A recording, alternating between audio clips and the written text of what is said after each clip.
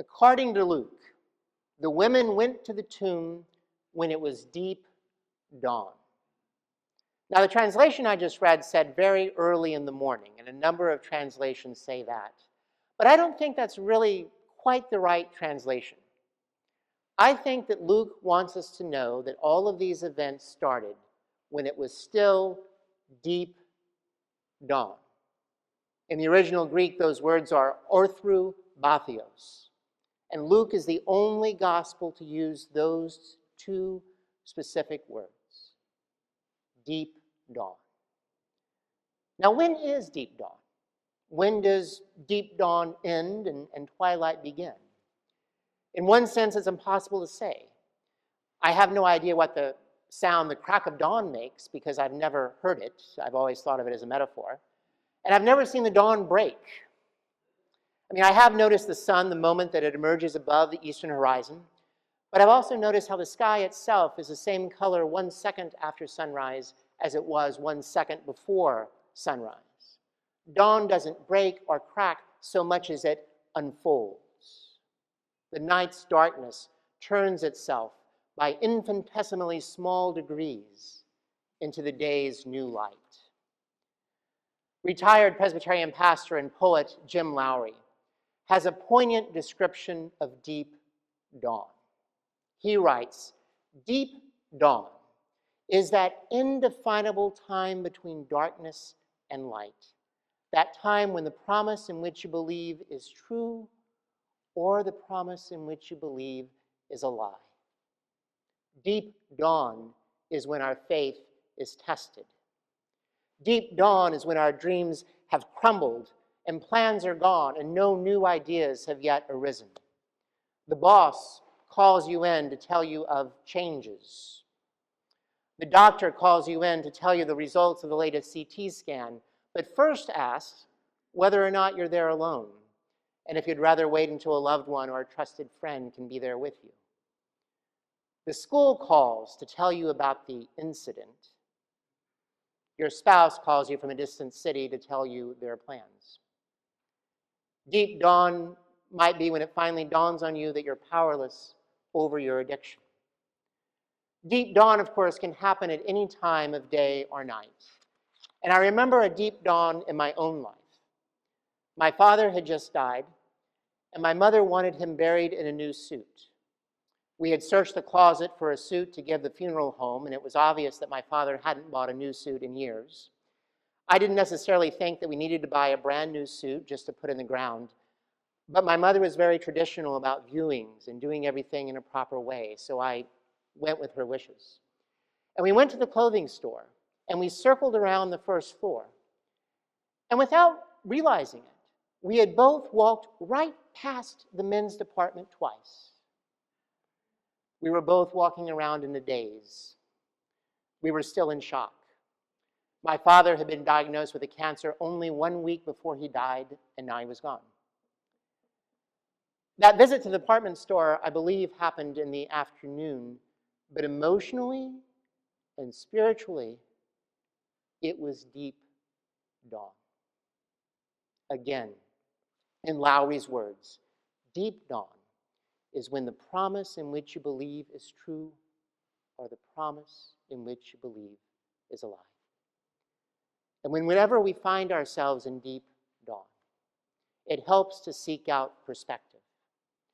For example, with astronomy, from the perspective of outer space, there's a much clearer division between the sunlit side of the Earth and the side that faces away from the sun.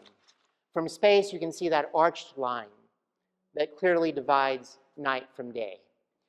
And spiritually and emotionally, the way to get a clearer perspective on deep dawn is to remember. Remember. That's what the two men, the two mysterious messengers, told the women at the tomb. They said, "Why do you look for the living among the dead? He is not here, but is risen. Remember how he told you, while he was still in Galilee, that the Son of Man must be handed over to the hands of sinners and be crucified, and on the third day rise again." Then the women remembered Jesus' words. Remember, remember. Now, Luke doesn't say specifically what the women remembered, but maybe we can imagine. Maybe they remembered something about how Jesus would turn his head to one side when he listened. Or maybe they recalled other mannerisms and the tenor of his speech patterns when he taught. Maybe they remember the carpenter's calloused hands. And surely they remember how Jesus healed a man who was paralyzed and gave sight to a man who had been blind, and how he allowed a hemorrhaging woman to touch him, and how he healed her from her 18-year-long affliction. They remember how one time he fed more people than they could possibly count. They remember how he had raised Jairus' daughter from the dead, how he said that the little girl wasn't dead, even though she was, and then he told her to wake up, and she did. Maybe they remembered that. And we can imagine how these women, perhaps with their tear-streaked faces still facing the ground, how they turned from the two men and looked over to the empty tomb and remembered how Jesus didn't just talk about sacrificing and dying, he did both of those things. And they remember how Jesus talked about rising from the grave on the third day. And then they begin to believe that maybe the promise that they've trusted is true, that Jesus has risen, just like he said. And then it wasn't long before they dropped the burial perfumes and took off running to tell the others what they had found and what the mysterious messengers had said. In the words of one preacher, their deep remembering turned into passionate acting. And so I say to us, and me included, what those mysterious men said to the women. Remember the impact of Jesus' teachings on your own life. Remember the people in your life who have been Jesus to you because of how they accepted you and embraced you. Remember those times in your life when you believed that Jesus was present. Remember the time when you first fell in love with Jesus. And maybe you remember what it was about Jesus that made you want to follow him in the first place. And for any of us who may be living through a personal time of deep dawn.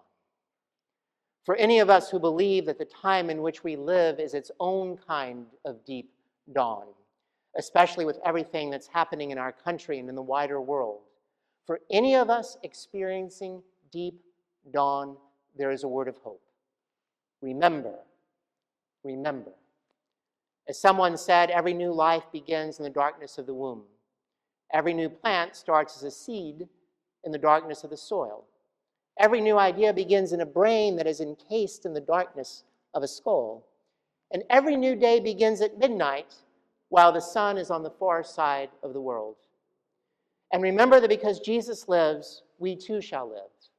And our own remembering will turn into passionate living and acting. A woman named Angie gave her testimony one Sunday in worship. And she said, I know that Jesus is alive because he lives in me. She then told how she was abused by her father, how she fell into despair and alcoholism, became HIV positive. But she found a small, quirky urban church in the South Bronx. She started attending worship. She took part in Bible studies. And bit by bit, she rose from the grave of her life. She said, I am now alive because Jesus Christ lives in me and through me. And in church that day, there happened to be a partner from a prestigious law firm in Manhattan. He had gone to this quirky little church because he had heard that it was a quirky little church, and he was curious.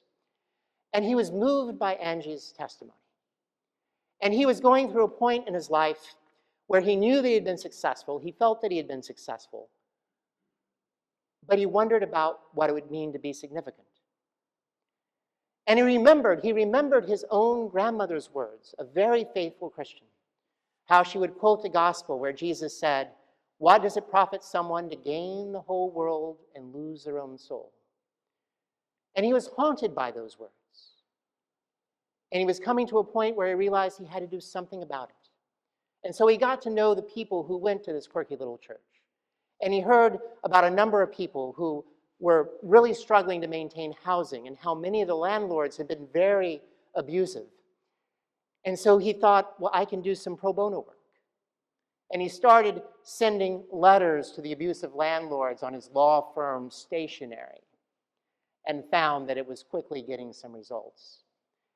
And when people asked him about it, he would just smile and say, I just love working for justice.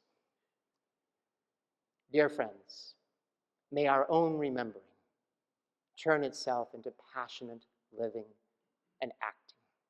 Christ is risen. Christ is risen indeed. Alleluia.